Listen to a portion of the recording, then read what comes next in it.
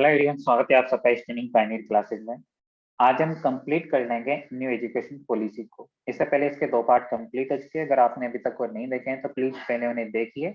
उसके बाद जो हम आज स्टार्ट करेंगे, जितने भी इसके फैक्ट्स बचे हुए हैं, जितने इंपॉर्टेंट पॉइंट्स बचे हुए हैं, जहाँ से एग्जाम में प्रश्न बनने की संभावना है और जहाँ से प्रश्न पूछे भी गए हैं, ठीक है। तो जितने भी एग्जाम आपके अभी अपकमिंग है उनमें यहाँ से श्योर है कि आप अगर इन 3 क्लासों को देख लोगे तो डेफिनेटली यहाँ से आपका प्रश्न आपको एग्जाम में देखने को मिलेगा। जैसे एनईपी 2020 की आज हम शुरुआत करते हैं। कुछ इंपॉर्टेंट पॉइंट्स जो बचे हुए थे,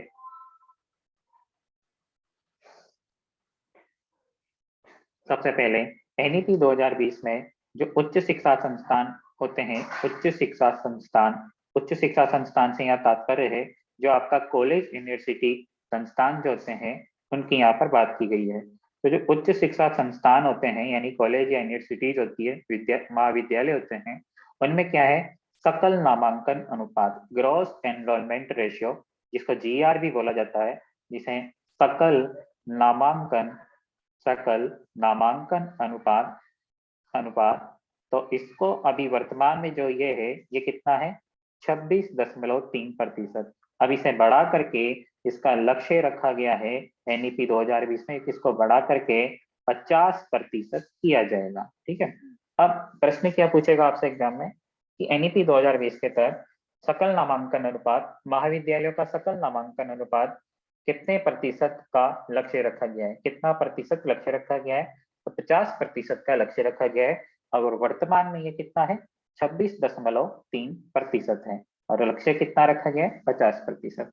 इसके बाद अगला इंपॉर्टेंट पॉइंट ये है कि एनईपी 2020 जहां से प्रश्न 100% बनने की संभावना है वो ये है कि अभी तक क्या होता है कि आप जब अपना कोई मान लीजिए ग्रेजुएशन करते हो, तो ग्रेजुएशन यानी आप जैसे बीए बीएससी करते हो, तो क्या होता है कि 3 साल तक आप उसको कंटिन्यू करते हो, तब जाकर के आपको क्या मिलती है, डिग्री मिलती है।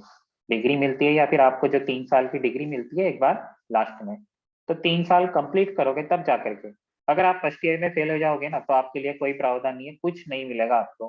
सेकेंड ईयर में फेल हो जाते हो तब भी आपको कुछ नहीं मिलेगा। आप अगर पढ़ाई बीच में छोड़ना चाह रहे हो, जैसे मान लीजिए आपने फर्स्ट ईयर पास कर ली और आप आगे कंटिन्यू नहीं करना चाहते हो, तो आपको इसमें भी कुछ नहीं मिलेगा। यानी आपको जो है ये किसी भी यहाँ पर आपको जो है जैसे आप बीएससी कर रहे हो तो आपको ना तो उसका डिग्री मिलेगी ना कोई प्रमाण पत्र मिलेगा। तो अब इसी में सुधार करके इसमें ये रखा गया है कि आने वाले समय में जो स्नातक कोर्स होते हैं, स्नातक की मैं बात कर रहा हूँ, स्नातक का मतलब है ग्रेजुएशन का, तो स्नातक पाठ्यक्रम में आने वाले समय में जो है या तो ये 3 वर्षीय होता है या फिर 4 वर्षीय। 4 वर्षीय कब, जब हम इंजीनियरिंग की बात करते हैं जैसे बीटेक, और ये 3 वर्षीय जैसे बीए बीएससी बीकॉम में। तो जैसे मान लीजिए आप 1 वर्ष फर्स्ट ईयर में आपने एडमिशन लिया था और आप उसमें पास हो चुके हो, तो 1 वर्ष बाद जो है आपको 1 साल बाद यानी फर्स्ट ईयर पास करने के बाद आपको अगर आप चाहते हो कि आप आगे पढ़ाई जारी नहीं रखना चाहते, तो इसमें आपको प्रमाण पत्र दिया जाएगा। 1 साल पास, जो आप 1 साल तक आपने उस कोर्स को किया है उसका प्रमाण पत्र। फिर 2 वर्ष बाद आपको इसमें क्या मिलेगा, 2 वर्ष बाद इसमें आपको मिलेगा एडवांस डिप्लोमा। क्या मिलेगा, एडवांस डिप्लोमा। जो भी आप कोर्स कर रहे हो ना उसमें एडवांस डिप्लोमा मिलेगा। तो जैसे एडवांस डिप्लोमा इन बीएससी, ये आप अगर बीएससी कर रहे हो तो बीएससी में मिलेगा, बीए कर रहे हो तो बीए में मिलेगा। इस तरह से इसको प्रावधान रखा गया है।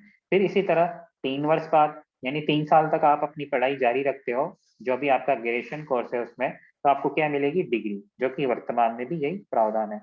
उसके बाद 4 साल बाद अगर आप आगे फिर कंटिन्यू करना चाहते हो तो 4 वर्ष बाद जो है आपको रिसर्च के साथ ग्रेजुएशन डिग्री मिलेगी। यानी शोध, जो आप पीएचडी जिसे हम बोलते हैं, तो शोध के साथ, ये शब्द आपको ध्यान में रखना है, शोध यानी रिसर्च के साथ आपको स्नातक की उपाधि मिलेगी। तो ये क्या था, स्नातक पाठ्यक्रम में जो परिवर्तन किया जाएगा एनईपी 2020 के तहत, उसकी व्याख्या थी।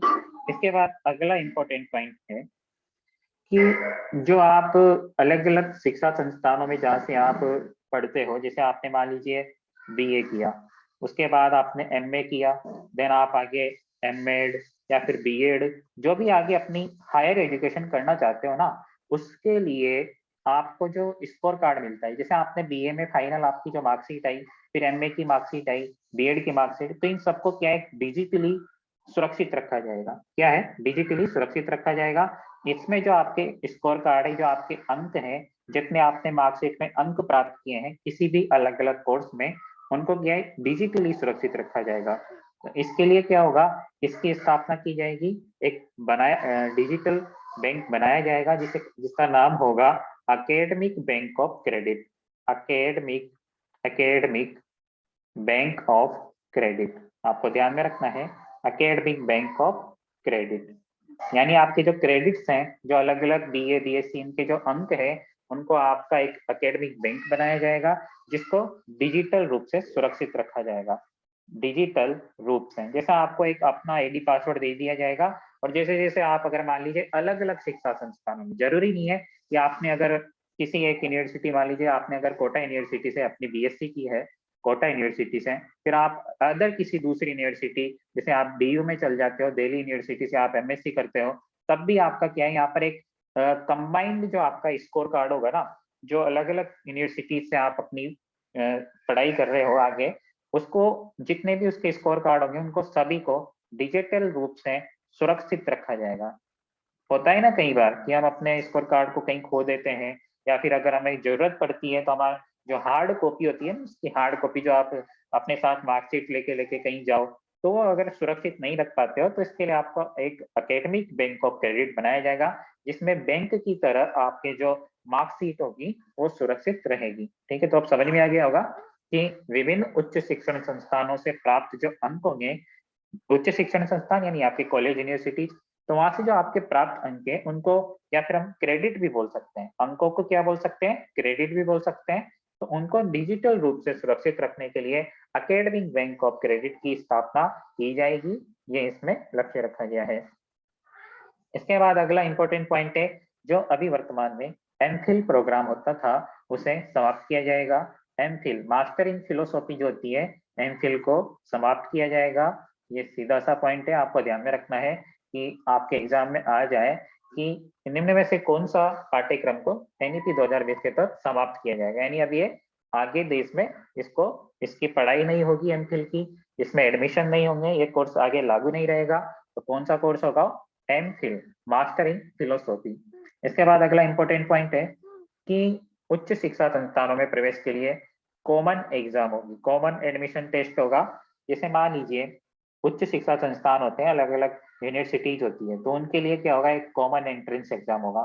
जैसे आप अपनी एमएससी की पढ़ाई जारी रखना चाहते हो, अब राजस्थान में जितनी भी यूनिवर्सिटीज है ना, राजस्थान की हम बात करें राज्य की, तो जो राज्य विश्वविद्यालय राजस्थान के, तो उन सभी के लिए कॉमन कॉमन अभी अलग अलग यूनिवर्सिटी का अलग अलग एंट्रेंस एग्जाम होता है, तो इसको बदल करके सभी यूनिवर्सिटी के लिए एक कॉमन एडमिशन टेस्ट होगा। ठीक है, कॉमन एडमिशन टेस्ट होगा, ये आपको ध्यान में रखना है। तो कॉमन एडमिशन टेस्ट जिसे हम सीएटी भी बोल सकते हैं, सीएटी होगा, और इसको आयोजन कौन कराएगा? एनटीए, एनटीए द्वारा आयोजन होगा, आयोजित होगी ये परीक्षा। ये टेस्ट जो होगा, ये जो परीक्षा होगी, विभिन्न उच्च शिक्षण संस्थानों में प्रवेश लेने के लिए कॉमन एडमिशन टेस्ट होगा।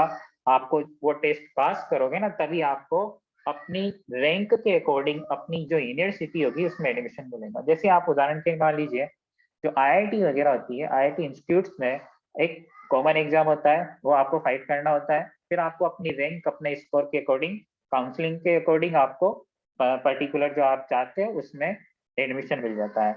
तो इसी तरह यहाँ पर आप जो उच्च शिक्षा संस्थानों में प्रवेश लेना चाहते हो, जैसे मान लीजिए बीएससी करना चाहते हो या एमएससी करना चाहते हो, तो इसके लिए एक कॉमन एग्जाम होगा पूरे एक यूनिवर्सिटी से रिलेटेड। फिर उसमें आपको ये कौन कराएगा, और पूरे देश में होगा। ये सिर्फ मैं राजस्थान की नहीं बात कर रहे हैं, ये पूरे देश में होगा, जितनी भी यूनिवर्सिटी है पूरे इंडिया में। तो कॉमन एग्जाम होगा जिसका नाम क्या होगा, कॉमन एडमिशन टेस्ट, सीएटी।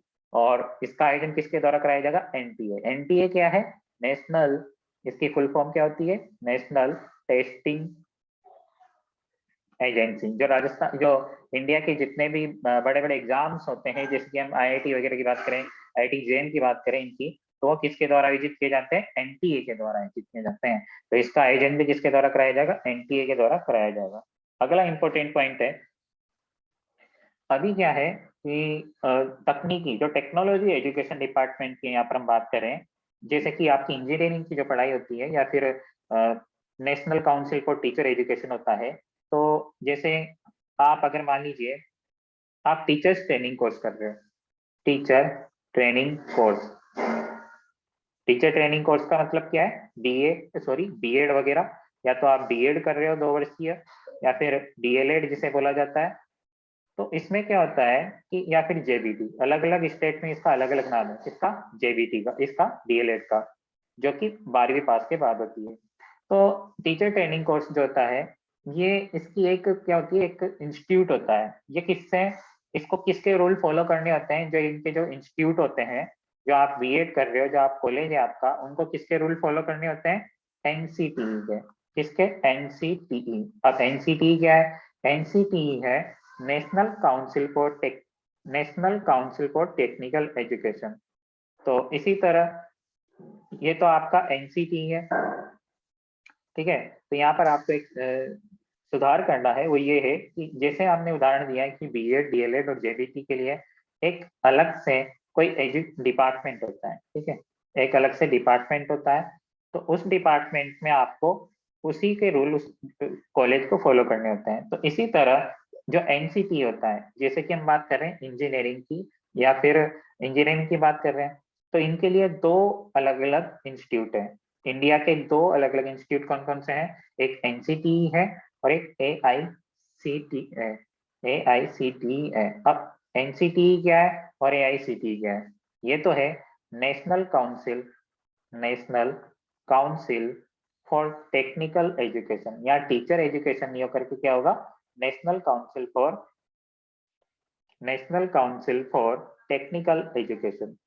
तो टेक्निकल एजुकेशन यानी जो तकनीकी शिक्षा से रिलेटेड डिपार्टमेंट है, वो क्या है, एनसीटीई है। और एआईसीटीई क्या है, ऑल इंडिया काउंसिल जो होती है टेक्निकल एजुकेशन की, all India council for technical education, all India council for technical education, ठीक है। तो ये दोनों का काम क्या है, वही टेक्निकल एजुकेशन के लिए कार्य करना, या फिर इनका एक स्वतंत्र विभाग है। तो इन दोनों को एक कर दिया जाएगा, इन दोनों को क्या है, एक मर्ज कर दिया जाएगा इन दोनों डिपार्टमेंट्स को। और दोनों डिपार्टमेंट को मर्ज करके इनका नाम क्या रखा जाएगा, केवल एक रेगुलेटरी बॉडी बनाई जाएगी जो यूजीसी होगी, जो यूनिवर्सिटी ग्रांट कमीशन है, वही अब इन दोनों की जगह पे टेक्निकल एजुकेशन का डिपार्टमेंट जो होगा। तो आपको सीधा सा ये ध्यान में रखना है कि एनसीटी और एआईसीटी की जगह, एनसीटी और एआईसीटी की जगह इनको समाप्त करके या इनको मर्ज करके इसमें किया जाएगा विलय इनका यूजीसी में, यूनिवर्सिटी ग्रांट कमीशन जो होता है, विश्वविद्यालय अनुदान आयोग, उसमें इनको विलय कर दिया जाएगा। अगला महत्वपूर्ण बिंदु है भारतीय उच्च शिक्षा आयोग। अब आपको यह ध्यान में रखना है कि भारतीय उच्च शिक्षा आयोग क्या है, भारतीय उच्च शिक्षा आयोग, ये एनईपी 2020 के तहत इसकी स्थापना की जाएगी। उसको हम देखते हैं कि इसमें क्या महत्वपूर्ण बात है। तो आपको जितनी भी इंडिया में जो एजुकेशन सिस्टम है, जितना भी अलग अलग फील्ड है, जैसे कि हम बात करें शिक्षा, चिकित्सा के क्षेत्र में, कानून के क्षेत्र में है, या फिर अलग अलग क्षेत्रों में जो एजुकेशन डिपार्टमेंट है, तो इसमें बेसिकली चिकित्सा, हेल्थ डिपार्टमेंट जो एजुकेशन से होता है, जिसमें कि आप बीएससी नर्सिंग वगैरह करते हो, जो आपके मेडिकल कॉलेज होते हैं, चिकित्सा एवं कानूनी क्षेत्र को छोड़ते हैं। इसमें क्या है, भारतीय उच्च शिक्षा आयोग की स्थापना की जाएगी, उच्च शिक्षा आयोग जो चिकित्सा एवं कानूनी क्षेत्र को छोड़ करके, यानी इसको हम क्रॉस लगा देते हैं, पूरे देश में उच्च शिक्षा के लिए एक एकल निकाय के रूप में भारतीय उच्च शिक्षा आयोग HECI का गठन किया जाएगा, ठीक है। और कौन कौन से क्षेत्रों को छोड़ना है उच्च शिक्षा में, चिकित्सा और कानूनी क्षेत्रों को छोड़ना है, और जितने भी शिक्षा के जितने भी क्षेत्र हैं उन सभी के लिए एक एकल निकाय, एक सिंगल डिपार्टमेंट यहाँ पर काम करेगा। एक एकल निकाय जो होगा वो क्या होगा, भारतीय उच्च शिक्षा आयोग, यानी higher education commission of India. इसकी फुल फॉर्म क्या होगी, हायर, ये फुल फॉर्म भी आपसे एग्जाम में पूछी जा सकती है, हायर एजुकेशन कमीशन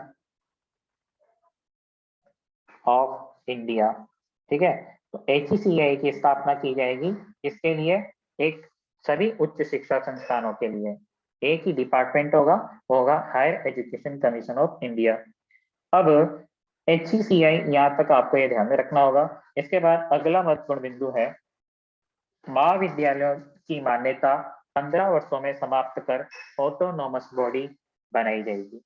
इसका मतलब ये है कि अगला जो महत्वपूर्ण बिंदु है, जो महाविद्यालय होते हैं, ये पूरा यहाँ पर लिख देते हैं,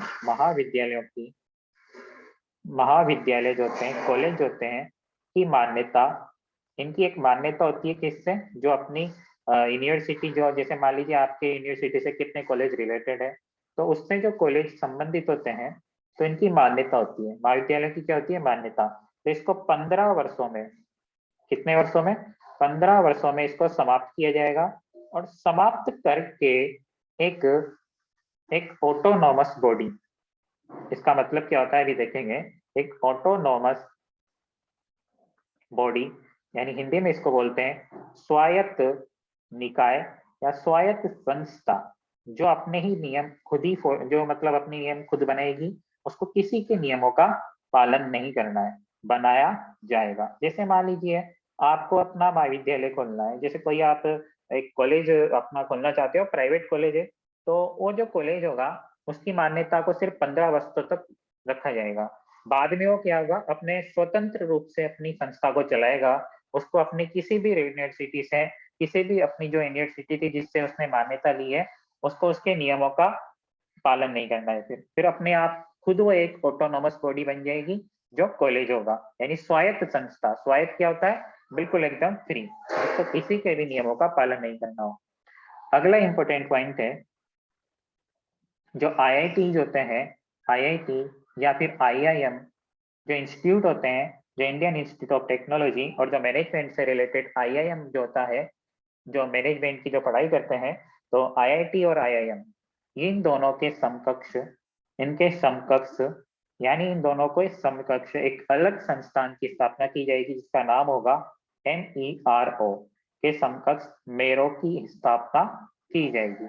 अब मेरो क्या होगा, इसको देख लेते हैं। यानी कि इसकी फुल फॉर्म क्या होगी मेरो की, multi disciplinary education and research university, बहुविषयक शिक्षा एवं अनुसंधान विश्वविद्यालय। पहले इसको हिंदी में देख लेते हैं। मेरो क्या है, मेरो है IIT और IIM के समकक्ष एक संस्थान, मेरो की स्थापना की जाएगी। और मेरो क्या होता है, बहुविषयक बहुविषयक बहुविषयक शिक्षा एवं अनुसंधान विश्वविद्यालय, बहुविषयक शिक्षा एवं अनुसंधान विश्वविद्यालय।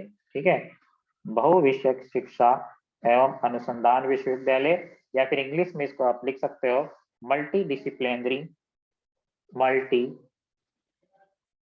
Multi disciplinary education and research university. तो ये किसकी जगह पे, इनको किसके समकक्ष स्थापित किया जाएगा, इसको जो स्थापित किया जाएगा IIT और IIM के समकक्ष इसको स्थापित किया जाएगा, मेरो को, MERO, यानी इसका नाम होगा बहुविषयक शिक्षा एवं अनुसंधान विश्वविद्यालय। सॉरी, यहाँ पर यू होगा, रिसर्च यूनिवर्सिटी, MERU, मेरू की स्थापना की जाएगी। ठीक है, जिसका नाम क्या होगा, मल्टी डिसिप्लिनरी एजुकेशन, जितनी भी अलग अलग विषयों की जो शिक्षा होती है, जैसे IIT IIM के समकक्ष से स्थापित किया जा रहा है, रिसर्च यूनिवर्सिटी। ठीक है, अगला इंपॉर्टेंट पॉइंट है NEP 2020 को किस बिल के तहत लागू किया गया। जो NEP 2020 है, अब इसके लास्ट कुछ इंपॉर्टेंट पॉइंट है, कुछ जिनको हम डिस्कस कर रहे हैं कि NEP 2020 को किस बिल, कौन सा कौन सा अध्यादेश लाया गया था, कौन सा बिल लाया गया, जो बिल लागू हुआ था उसके तहत लागू किया गया था NEP 2020 को, NHEB के तहत लागू किया गया था, यानी नेशनल हायर एजुकेशन बिल के तहत NEP 2020 को लागू किया गया था, NEP 2020 को। और NEP 2020 को पूरी तरह से वर्ष 2030 तक अलग अलग चरणों में लागू किया जाएगा। मैंने जैसे आपको पहले बताया था, जब NEP स्टार्ट करी थी हमने, कि यह एक ऐसा नहीं है कि आप अगर किसी देश की शिक्षा नीति लाते हो तो वो हाँ उसी समय से पूरे देश में लागू हो जाए, क्योंकि शिक्षा क्या है, एक समवर्ती सूची का विषय है। समवर्ती सूची यानी राज्य भी अपना कानून बना सकती है कुछ संशोधनों के साथ उसी में, या फिर उसको पूरी तरीके से परिवर्तित कर सकती है उसमें अलग अलग। जैसे कि आप उदाहरण के लिए मान लीजिए आरटी 2009 जो पूरे इंडिया के लिए लागू किया गया था, आरटी 2009, ठीक है। अब राजस्थान में इसको क्या किया गया, राजस्थान आरटी 2011 लागू कर दिया, क्योंकि सभी को 3 सालों की छूट दी थी आरटी 2009 के अंतर्गत कि आप अपना निःशुल्क अनिवार्य बाल शिक्षा का अधिकार अधिनियम लागू कर सकते हो। तो राजस्थान ने भी अलग अलग जो है इसमें इसमें जो धाराएं थी उसी में कुछ संशोधन करके अपने आरटी को लागू किया, ठीक है। तो ये आपको ध्यान में रखना है कि वर्ष 2030 तक इसको अलग अलग चरणों में लागू किया जाएगा नई शिक्षा नीति को। और एनईपी न्यू एजुकेशन पॉलिसी 2020 लागू करने वाला पहला राज्य। तो इस नीति को जो लागू किया गया है वो लागू करने वाला पहला राज्य कर्नाटक है, ये आपको ध्यान में रखना है। कई बार प्रश्न पूछा गया है रेलवे एग्जाम्स में। एनईपी 2020 को अभी तक राज्य सरकार द्वारा लागू नहीं किया गया है, जैसा कि अभी मैंने आपको बताया कि राजस्थान में भी इसको लागू नहीं किया गया है। तो इसको कुछ संशोधनों के साथ आने वाले समय में धीरे धीरे लागू किया जाएगा। ऐसा इसलिए क्योंकि शिक्षा क्या है, समवर्ती सूची का विषय है जिस पर केंद्र और राज्य दोनों कानून बना सकते हैं। फिर कुछ करंट के हिसाब से आप इंपॉर्टेंट फैक्ट देख लीजिए लास्ट। 50 केंद्रीय विश्वविद्यालय में जो इंडिया के जो केंद्रीय विद्यालय होते हैं, केंद्रीय विद्यालय जो होते हैं केवीएस जिसकी मैं बात कर रहा हूँ, 50 केंद्रीय विद्यालयों में एनईपी 2020 को इम्प्लीमेंट किस तरह से किया जा रहा है ये देखिए आप। 50 केंद्रीय विद्यालयों में बाल वाटिका का प्रारंभ, किसका, बाल वाटिका का प्रारंभ किया जाएगा। बाल वाटिका का प्रारंभ यानी कि जो एनटीटी टीचर होते हैं, नर्सरी टीचर्स ट्रेनिंग जो किए होते हैं, एनटीटी टीचर्स जो होते हैं उनको इसमें रखा जाएगा और बाल वाटिकाएं का प्रारंभ किया जाएगा। क्यों, क्योंकि जैसा कि आपको बताया था कि 3 वर्ष का ही बच्चे को एडमिशन दिया जाएगा। तो स्कूल्स में या तो वो आंगनबाड़ी के माध्यम से होगा या फिर वो बाल वाटिका, जैसे कि राजस्थान में नंदगढ़ जिसको नाम दिया गया है। तो 3 वर्षीय जो बच्चा प्रवेश लेगा तो उसके लिए वो जो पहले 3 जो उसका एज ग्रुप क्या होता है, कक्षा 1-2 और फिर उसके पहले जो 3 साल होंगे, ठीक है। तो जो पहला 5 वाला पार्ट था उसको हमने डिवाइड किसमें किया था, 3+2 में। तो ये तो फर्स्ट और सेकंड उसकी क्लास होगी जब वो स्कूल में जाएगा, कब, स्कूल्स में। बट उससे पहले वो जो बाल वाटिका होगी वो भी केंद्रीय विद्यालय में स्थापित की जाएगी। तो इसमें उसके लिए खेल खेल में शिक्षा सिखाई जाएगी, या फिर इसको आपको प्री स्कूल बोल सकते हो, प्री स्कूल शिक्षा होगी, ठीक है। इसमें ये कब से, अगले सत्र 2023-24 से इसको लागू किया जाएगा देश के 50 केंद्रीय विद्यालयों में।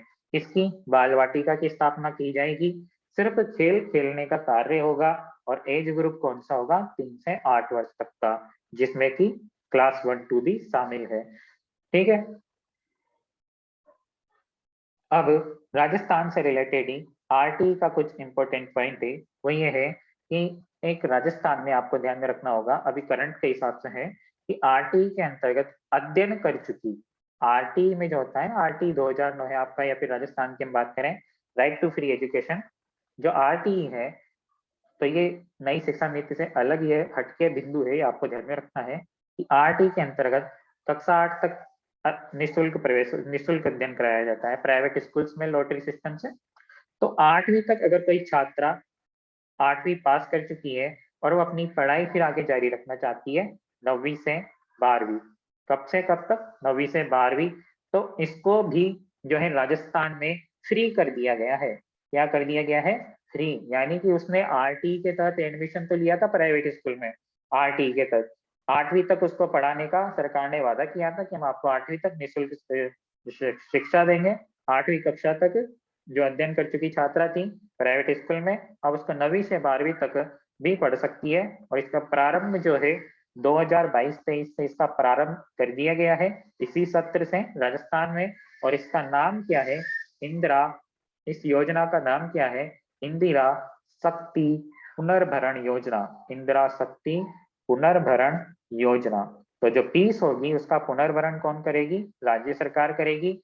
इसके लिए सिर्फ छात्राओं के लिए ये योजना लाई गई है, छात्राओं के लिए ही ये योजना लाई गई है कि उनको 9वीं से 12वीं तक वो किसी भी इस स्कूल में, प्राइवेट स्कूल में पढ़ना चाहे वो फ्री होगा सत्र 2022-23 से। तो पूर्व राजस्थान में भी बाल वाटिकाओं का प्रारंभ किया जाएगा।